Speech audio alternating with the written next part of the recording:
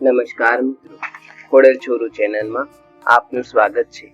મિત્રો, આજે આપણે વૈશાખ વદી 11 એટલે કે અપરા એકાદશીની રહસ્યમય વ્રત કથા વિશે સાંભળીશું. શું માત્ર એક દિવસનું વ્રત તમારા જીવનના બધા જ પાપોને નષ્ટ કરી શકે છે? શું એકાદશીનું આ વ્રત માણસને ગરીબીમાંથી સમૃદ્ધિ સુધી લઈ જઈ શકે છે? તો સાંભળો અપરા એકાદશીની અદ્ભુત અને ચમત્કારિક કથા. અપરા એકાદશીને અચલા એકાદશીના નામથી પણ ઓળખવામાં આવે છે, જે પૌરાણિક માન્યતાઓ મુજબ વૈશાખ કૃષ્ણ પક્ષની એકાદશીને અપરા એકાદશી કહેવાય છે. આ દિવસે વ્રત કરવાથી અપાર ધન દોલતની પ્રાપ્તિ થાય છે.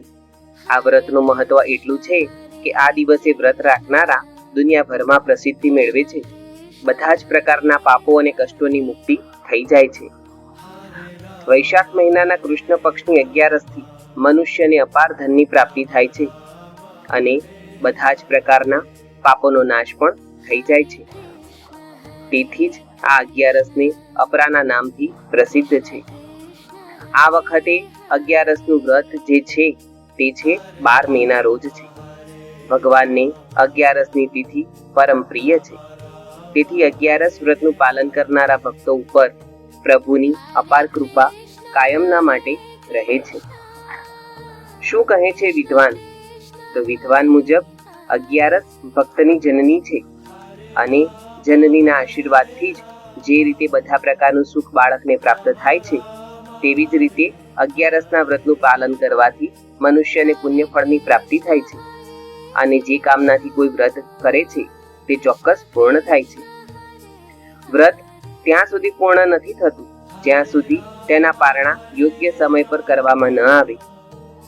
શ્રી યુધિષ્ઠિર બોલ્યા, હે ભગવાન, વૈશાખ માસના કૃષ્ણ પક્ષની એકાદશીનું નામ શું તે કૃપા કરીને કહો. શ્રી કૃષ્ણ ભગવાન બોલ્યા, હે રાજન, વૈશાખ માસના કૃષ્ણ પક્ષની એકાદશીનું નામ અપરા છે, કારણ કે તે અપાર ધન દેનારી છે. તે પુણ્ય આપનારી અને પાપોને નષ્ટ કરનારી છે.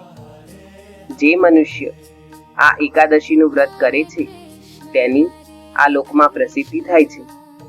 અપરા એકાદશીના વ્રતના પ્રભાવથી બ્રહ્મ હત્યા, ભૂતયોની, બીજાની નિંદા આદિના પાપ નષ્ટ થાય છે. આ વ્રતથી પર સ્ત્રીની સાથે ભોગ કરનારના પાપો પણ નષ્ટ થાય છે.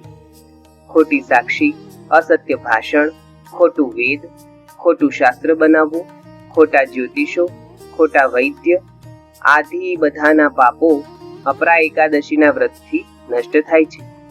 જો ક્ષત્રિય યુદ્ધ ક્ષેત્રથી ભાગી જાય તો તેઓ નરકમાં જાય છે, પરંતુ અપરા એકાદશીના વ્રતથી તેમને સ્વર્ગની પ્રાપ્તિ થાય છે.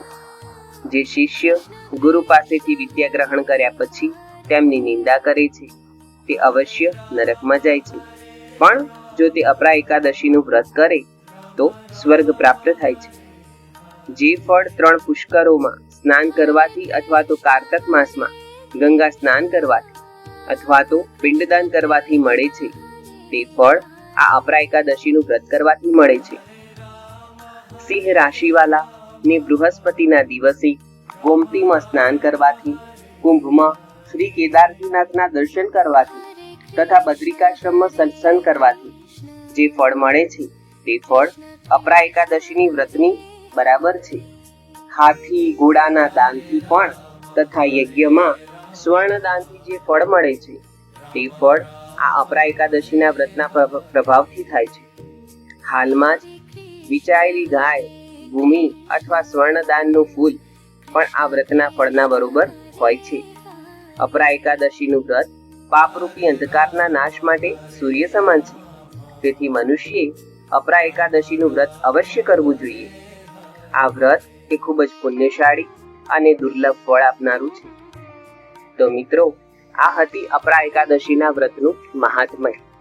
જો તમને આ વાર્તા ગમી હોય તો આજે જ અમારી ચેનલને સબસ્ક્રાઇબ કરો અને હા, આવી રહસ્યમય વાર્તાઓ સાંભળવા માટે અમારા ચેનલને જરૂરથી લાઈક અને શેર કરજો.